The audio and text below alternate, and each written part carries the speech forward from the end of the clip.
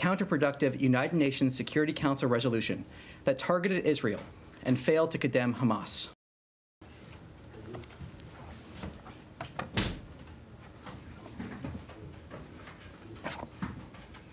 Quick at the sound. All right, my name is Tommy Pigott. I'm the Principal Deputy Spokesperson here at the State Department, and today for Spokesperson Tammy Bruce. To begin, I just have a few comments up top, and then I'll be happy to take some questions. So, this week, the United States demonstrated once again that American leadership matters.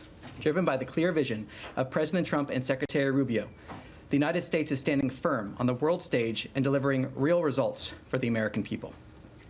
The United States vetoed a counterproductive United Nations Security Council resolution that targeted Israel and failed to condemn Hamas. The resolution created a false equivalency between a sovereign nation and a terrorist group and would have undermined meaningful diplomatic efforts to reach a ceasefire. As President Trump has made clear, we will not support any resolution that fails to demand Hamas disarm, leave Gaza, and release all hostages, including the remains of 2 murdered Americans. The United States will continue supporting the delivery of aid to the people of Gaza and will work to ensure that Hamas and other terrorist organizations cannot continue to exist. This is the first Security Council veto of the Trump administration, and we are proud to use our veto on such an important issue. It's time the UN returned to its founding purpose, promoting peace and security and stopping these performative actions.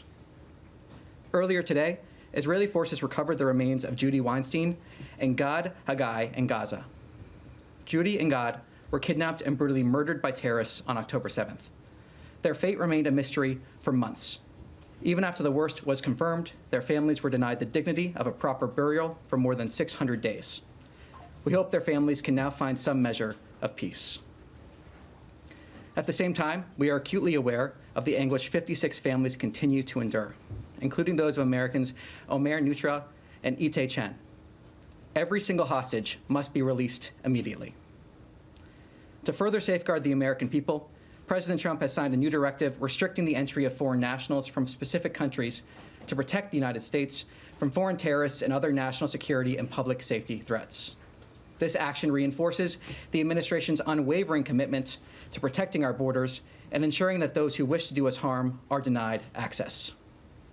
This administration will continue to use every tool at its disposal to defend our homeland, dismantle terrorist networks, and deny entry to those who threaten the American people. We will never waver in our mission to protect the United States. And with that, I'll take some questions. Thank you. If I could start with Russia, Ukraine, was Secretary Rubio on the call between President Trump and Putin? Nothing further to add besides what's already been publicly said. Okay, and then President Trump said today that Putin told him he had no choice but to attack Ukraine following Kyiv's latest attacks. Trump said he told Putin not to do it. Has the U.S. communicated to Russia any red lines that it does not want to see crossed? Look, what's been clear from the very beginning, and President Trump has made this clear, is that he wants to see de-escalation. He wants to see direct dialogue. He wants to see peace. That has been his driving motivation on this from the beginning, to end the carnage and the bloodshed. As you said, the president spoke to this. Nothing further to add to his comments, but his motivation here has been very clear from the beginning, to get to that direct dialogue and stop this bloodshed.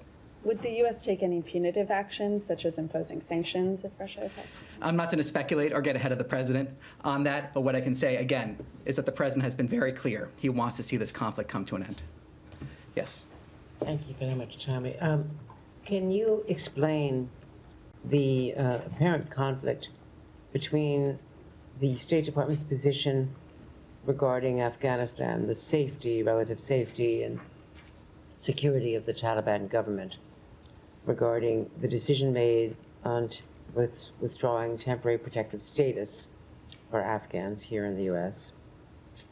as of July 12th, because it's safe enough, presumably, for them to go back, and the fact that the State Department has now decided that Afghanistan is not safe, so it is on the list of states for which immigration is banned. So we're talking about two dynamics here. When it comes to the specific of TPS, temporary being the operative word here, I refer you to DHS for more details, but it was always a temporary benefit, a temporary protection that's in the name itself. So we have that dynamic, and people that are here, people that were here on temporary protected status have had opportunities to apply for permanent residence here in the United States. So you have that dynamic of a temporary protected status that was temporary versus the second dynamic of the ability to vet people entering this country, the ability to ensure people coming into this country on a visa are properly vetted. So without getting into specifics of individual countries, the White House has put out a fact sheet on this that I would refer you to for more specifics. But the idea of people coming into this country, the ability to properly vet is a separate dynamic. And we have to have confidence that we can vet people properly. And I think the American people would expect us to have that. So what we're looking at here is, can we vet people properly? Are there terrorist concerns? Do we see visa overstays in regards to some of these countries? Those are some of the driving purposes here. So we have those two separate dynamics when it comes to Afghanistan. Just to follow up, there are large numbers of American veterans, those who have fought in Afghanistan, and also including State Department personnel, and CIA personnel, others who have worked with the U.S. government, who feel very strongly that many Afghanistan refugees are at risk if they go back because of their connections to the United States in the past, in the present time, and that going back, particularly for women, is of high risk as well. And they're asking why it is not a different case, why Afghanistan is being treated this way after the Afghans worked so hard to try to help us during the war. Well, the temporary protected status is only one dynamic when it comes to the many different ways that people from Afghanistan have come to this country. And again, I refer you to DHS on the specifics of that TPS announcement. But I think those two separate dynamics are important, again, to stress. The temporary protected status, which is always meant as a temporary protection, versus the ability to vet people that are entering this country. And I think we have to have that realistic approach to say, are we able to vet people that are coming into this country? And the American people, I believe, want to see us be able to say that we can when we're looking at these visas. And this is part of a broader action, a broader emphasis from this administration with this action and other actions regarding visas to make sure we have that proper vetting in place. I don't think that we are violating a trust, a sacred trust with many of these people who have put their lives on the line for the United States of America. Well, look, I think when it comes to this, again, the TPS is one dynamic of the many ways that people from Afghanistan have come to this country. Special immigrant visas, for example, exceptions related to that are in the proclamation itself when it comes to the proclamation we saw yesterday.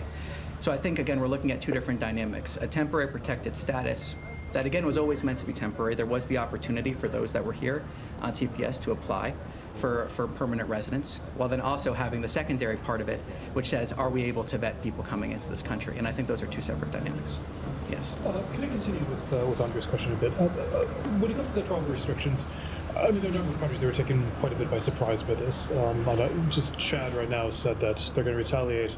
Not that in Americans, I realize there probably aren't that many Americans clamoring to go to Chad, but nonetheless, we look at Iran, for example. It's no secret that many Iranians are not very keen on the Islamic Republic, the diaspora, as many critics. Is there a sense more broadly that the United States is losing the proverbial hearts and minds by blanketly saying that all these people, just purely on basis of nationality, have no right to come in, rather than seeing them as individuals? Well, look, this is a national security imperative. What we are seeing is, can we have trust that, first of all, that we're vetting people properly? Is there, in some of these countries, and I'm not going to go country by country, again, refer you to the White House fact sheet for more information, which they've made publicly available. But do we have the ability to vet people coming in? And this, again, has been that priority from the beginning of this administration. Can we say with confidence that people coming to the United States have been properly vetted? Is there a central authority in these countries that can confirm that? Can we trust what they're telling us? A whole host of different issues that are important to figure out here. And I think another part of this is we're in constant communication with countries around the world to try to determine ways that we can have that be the case, where we can have proper vetting procedures, where we can have confidence with who's coming into this country. But again, it's part of that broader action from this administration on a whole host of visa issues to say we can properly vet people coming into the United States. The people that are here, if they take actions that are contrary to what their visa reported when they apply for that visa or broke our laws, they may see that visa revoked. It's about making sure we're enforcing our laws, have confidence in who we're letting into this country. And I believe the American people expect that. I think a lot of Americans watching at home would want to make sure we have that confidence. And again, I want to stress that this is a country by country basis, but that each person that applies for a visa is also case by case. So we have that country-by-country basis. We have those concerns, but then there's also exceptions that are listed in the proclamation, and each visa determination is a case-by-case determination. Just a couple things on that. Of course, the previous administration, there wasn't. This took place something somewhat similar in the first Trump administration, and the previous administration didn't have these blanket bans. I mean, was there a sense that there was a problem that you said that that there was a problem with screening? Were those problems existing? Obviously, there's the attack in Boulder, but the VSA in that case are from Egypt, which wouldn't be applicable in this case. Well, as the president said in his video announcing this proclamation, there was a discussion going on within the government to try to determine the proper course of action here, and looking at these countries, a country-by-country basis, again, looking at different concerns. Visa overstays. Do we have the ability to properly vet it? Are there other security concerns? That was a country-by-country basis. Those determinations were made. We saw the proclamation. We also saw the president in his proclamation outline the idea of further analysis of these within 90 days, for example, then 180 days thereafter. So I would refer you to the proclamation for more details exactly how that would go forward, but ultimately what we're talking about here is a national security imperative, and I believe Americans watching at home would want us to have confidence that when we're issuing visas, we can say they've been properly vetted. Do we have that ability? And this is part of that broader effort from this administration to make sure that we're properly vetting people that come into the United States. Just one more. The World Cup, of course, is coming up, and then the Olympics after that. The United States said to FIFA that basically, obviously people will be welcome here. The Secretary himself said that the U.S. will be welcoming in soccer fans to come see the World Cup games that are here. Iran is among the countries that is qualified. Will there be special consideration there of soccer fans coming in for FIFA? Well, there's in the proclamation itself, there are exceptions that were listed regarding coaches and players and the like that I would refer you to the proclamation for. Well, I think both people that are coming and Americans would hope that we can have confidence that when people come to the United States, when they come, that they are properly vetted. I think this goes to the exact same consideration. I think this is part of what it means to host an event of this magnitude, to make sure that we can have that confidence. And again, we're in constant communication with countries about ways that we can see the vetting process we need to see, have that collaboration, make sure that we're having those security concerns addressed. So this is part of what it means to host an event. And I believe people coming from all around the world, Americans going to these events, would want to see actions like this. We take security concerns extremely seriously. We want people to be able to go to the World Cup and do so safely. Sorry, can I just, if there was a 2-minute warning, I missed it. Oh, no worries. It's all right. There was, though I heard it may have gotten lost in the ether. Okay, all right. This is just, in your first response to Sean, you talked about some of these countries lacking a central authority to vet. You're saying that you want other countries to vet people for U.S. visas? No, this is just a concern we have. Can we ensure that people coming from these countries are properly vetted? What does the central authority in a foreign country have to do with your vetting process, which is done entirely by the U.S. government? Well, there's whole ideas of documents provided by people applying for a visa. There's this whole idea of people providing passports or other types of documents in order to be vetted. So you're saying that these countries don't have you have no way. You have no trust in the viability or the authenticity of. Well, what I can say is that there's security concerns of our ability to properly vet people coming for a visa. That's what I can say. Okay, and then will anybody who currently has a visa have it revoked under this proclamation? Well, this proclamation is about entry, so that's what this proclamation is focused on. It's about visas. Well, it's about entries in terms of visas. Yeah. So I mean, if you're well aware, just having a visa doesn't mean you get into the country. Yeah, no. You're saying people here, correct? If I understood your question correctly. No, I'm saying people either here or who happen to be in, I don't know, Australia or something, but they have a visa and they are from one of these countries. Will their visas be revoked? Will anyone? Well, I'm not going to get into hypotheticals at this point in terms of that. What I can say again is that this proclamation is about a national security imperative, and visa determinations are a case-by-case determination. So we see that constantly when it comes to visas. What we're saying here on a country-by-country basis is that we have concerns about visa overstays. We have concerns about countries accepting nationals that have overstayed their visa. The bottom line is that you do not know if anyone who currently has a visa, who is either in the United States or outside of the United States, but holds a passport from one of these countries, will have their visa revoked. Well, I'm not going to speculate on a specific hypothetical. I'm not asking you to speculate on anything specific. I'm asking, if you don't know the answer, then it is clear that no, this wasn't really thought through that well. No, I think it was thought through. What we're seeing here is concerns about certain securities so from. What happens? So what happens? Again, it's a case-by-case basis. You're asking me a hypothetical situation. It's a case-by-case basis. What are the instructions that have been sent out to embassies and how to deal Well, with I'm it. not going to talk about our internal communications. This is ultimately, fundamentally, a national security concern. These determinations are made on a All that is case-by-case fine. No one's basis. arguing with that. I've addressed that. I think we're going to, yes. I have one more yes. about China, though. Yeah, green jacket. Oh, thank you. Thank you. Yes. Thank you so much. Although there are a lot of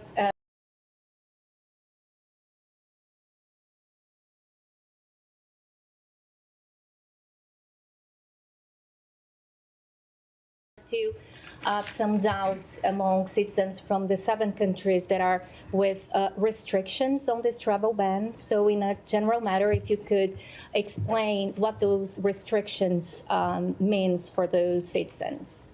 Sorry, one more time. I lost you right travel there. ban for the countries that are in the list with a partial restriction, the 7 countries, including Cuba and Venezuela, for example. I believe many citizens that are still doubts what means this restriction. So what does it mean? Yeah, when it comes to those, the White House has put out a fact sheet talking about those countries, the partial restrictions. I would refer you to that fact sheet for more information. It's available on their website From there. the perspective from the State Department, what does mean from those who are not here and for those who are here in the country and might want to leave and then come back? Well, again, it's a case-by-case basis, and we have concerns that we want to see addressed, and that's what this is part of addressing. Thank you. Yes. Thank you. Thank you, Tommy. I have 2 questions. First question, Sergei Shoigu, head of Russian State Security Council, and Kim Jong-un, North Korean leader, met in Pyongyang today and agreed that the North Korean troops will remain in Russia even after the war between Russia and Ukraine ends. What is the United States' view on this, and what is your position? Well, we've talked about many times in terms of from this podium, North Korea and Russia. I'll repeat what we have said there before, is that third countries like North Korea that have perpetrated the Russia-Ukraine war bear responsibility. We continue to be concerned about North Korea's direct involvement in the war, North Korea's military deployment to Russia, and any support provided by the Russian Federation to the DPRK in return must end. One more quick, regarding the U.S. response to the South Korean presidential elections, the White House said that the U.S. remains concerned about and opposes China's interference and influence in democratic countries around the world. And China wants that the United States should stop its actions to show discord in South Korea between China and South Korea relations. Can this be seen as a U.S. concern that the elected South Korean president is more pro-China than pro-United States? Look, what I can say is that we congratulate President Lee on his election as the President of the Republic of Korea. And on more details, I'll take that question back to see if we can get you an answer on that. Yes, sir. Yes. Yes. Thank you. Yeah, thank you, Tommy. Change topic. Okay. I'm going to talk about the West Bank. Today marks the 58th anniversary of the occupation of the West Bank and East Jerusalem. And is the West Bank on your radar? Because there has been a spike, a huge spike, as a matter of fact, in settler violence against the Palestinians, and Israeli army violence against Palestinian villages and so on. They're being locked at night. They're not allowed into their farms or to tend their animals and so on, or even go to school and all these things. My question to you, is there someone or an office within the embassy in Jerusalem or anywhere or in this building that follows up on what happened in the West Bank, and what measures are you taking? Well, look, what I can say, as we've said here before, is that certain functions have been put underneath the embassy in Jerusalem under Ambassador Huckabee. That's the most I can say on that here. Okay, so where do Palestinians go if they have a grievance that they can raise with the Americans? You know, some Palestinians have U.S. citizen and so on. Do they go to a certain office, say, you know, there's been an attack on my land, there's been an attack on my kids, whatever? Do they go to a place where these grievances can be aired and expressed? Well, I don't necessarily want to give a hypothetical depending on the exact circumstances you may be raising. But again, there have been functions that have been consolidated underneath the embassy in Jerusalem under Ambassador Huckabee, and I'd have to leave it at that. Thank you. Yes.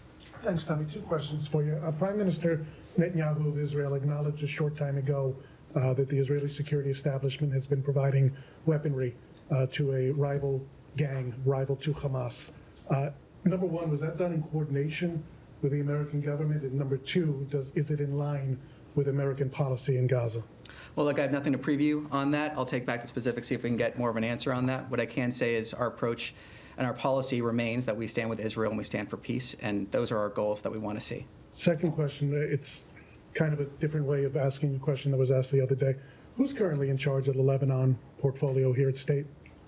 Well, I mean, we see a whole host of people that are involved in this issue. Who oversees it? I mean, I have no personnel announcements to really announce at this time, but what I can say, yeah. Who oversees it? I mean, we have a whole host of different people that are involved in this. I mean, we see members of Ambassador Witkoff's team. We see different members of the Bureau. We have a whole host of experts here at the State Department that are involved in this. Yes, sir. Yes. Yeah, Thank you, Tommy. Two questions, one question on Iraq and the other one on Iran. There are reports being published by Wall Street Journal talking about the Iraqi militia group as they involved. I'm sorry, could you speak up just a little bit? There were reports published by Wall Street Journal which says that the Iraqi militia groups involved in extracting illicit funds for Iran throughout the Visa and MasterCard payments.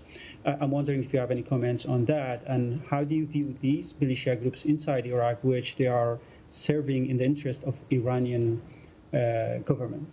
Well, look, we've been clear in terms of when it comes to the militia groups that militia groups within Iraq should report to the Iraqi government. Beyond the more specifics of your question, I'll take that back and see if I can get more specifics on that. Yeah, and the second question, do you have any updates for us about your negotiations with Iran? We've heard about from the Iranian officials, including the Iranian Supreme Leader, Iranian Foreign Minister, which they said that the proposal you sent to them, it's incoherent, disjointed, and very unrealistic. And they've made clear that Iran will never accept any proposal, any deal which requests them to abandon all nuclear consortium outside Iran. Well, look, what I can say is that Senior Advisor and Special Envoy Witkoff sent a detailed proposal, and we encourage the Iranian regime to accept it. It is in their best interest to accept it. We've also been clear again and again and again that the Iranian regime can never have a nuclear weapon, that there is a good option and a bad option in regards to that. Beyond that, it is not in our national interest to negotiate these issues publicly. But I can say that it is in the Iranian regime's best interest to accept the proposal that was given by Special Envoy Witkoff, and again reiterate what has been made clear from the beginning, that the Iranian regime can never have a nuclear weapon. Will the next round of talks with Iran depends on their response to this proposal? Look, we expect to meet with the Iranians again soon, but beyond that, I have nothing to preview. Yes. Thank you so much. Going back to Ukraine, if I may follow up on the exchange with my colleague. Given the president's early comments comparing the conflict to a schoolyard, fight, dispute, if you want, are you concerned that Russia might deem those comments, particularly when the president said that they should fight for a while, as a green light to fight? The president has been clear from the beginning that he wants to see this conflict come to an end. He has been clear from the beginning that his driver, his motivation here is to end the bloodshed, to end the carnage, to end the conflict. He has said that again and again and again.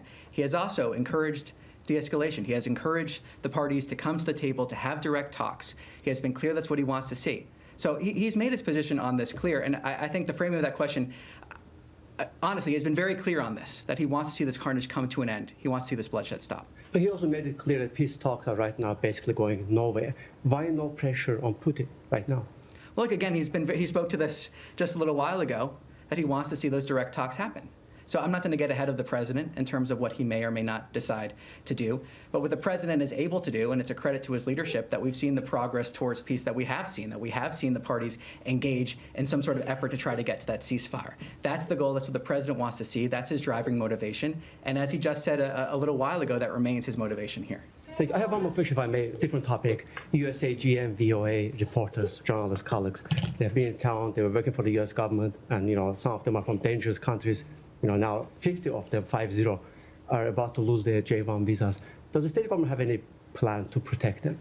Well, look, I'm not going to comment on specific cases like that. As Spokesperson Bruce has often said from the podium here, there are, though, many different ways that people can enter this country in terms of visas and the like, but I'm not going to comment on specific cases. Yes, sir. Yeah. Back to Russia and Iran. President Putin has expressed willingness to help the U.S. in talks with Iran. Question is whether President Trump has asked Mr. Putin specifically to help with this, or is it an offer by the Russians And at this point, why would Russia want to help? Well, look, I have nothing to preview beyond what the president said in his truth just a little while ago, or yesterday, whenever that truth came out. Yes. Can I follow on the topic of Russia? And I'm sorry if you addressed it in the 2 minutes that I also missed at the top. Was the secretary able to join for the Putin call or the call today with President Xi? Well, look, nothing again to offer beyond what the president has already described on these calls. Okay, on the Putin call, the secretary was meeting at the White House as national security advisor in one of his capacities with a senior Ukrainian delegation. Do you know if they were provided either a heads up that the call with Putin was going to happen or a readout after it did? Well, look, I'm not going to get into those private diplomatic conversations. Nothing to add beyond what was already stated publicly. Okay. Without getting into the details that may have been provided, is the secretary or this department aware of what the Russian response might be in terms of timing or nature? I'm not going to get into that from here. I mean, the president has already put out his truth to this nature. The president's been clear he wants to see de-escalation. He's also been clear he wants to see the parties come to the table to have direct negotiations. But assuming the response happens, is the U.S. expecting something of a heads up beyond what Mr. Putin told Mr. Trump? Again, I'm not going to speculate on this. Thank you. Yes. Thank you, Tommy. U.S. administration and the State Department established a strong communication line with the transitional government in Syria, and the President Trump's envoy for Syrian affairs and the Turkish ambassador for the U.S. in Ankara is visiting Israel right now. And during this visit, Israel just started to target some places inside Syria, which stopped before with the intervention of Mr. Trump, convincing the Israelis that after these communications started with the transitional government. How do you see the targetings of the Israeli Air Force towards targets inside Syria at the time that the ambassador is visiting Israel? Well, look, what I can say is that the United States continues to support efforts that will bring lasting stability and peace between Israel and Syria. A stable and peaceful Syria is in everyone's security interests. And that's what I have to say in terms of that question there. All right, thank you. Can we get one in? Can I ask you one question?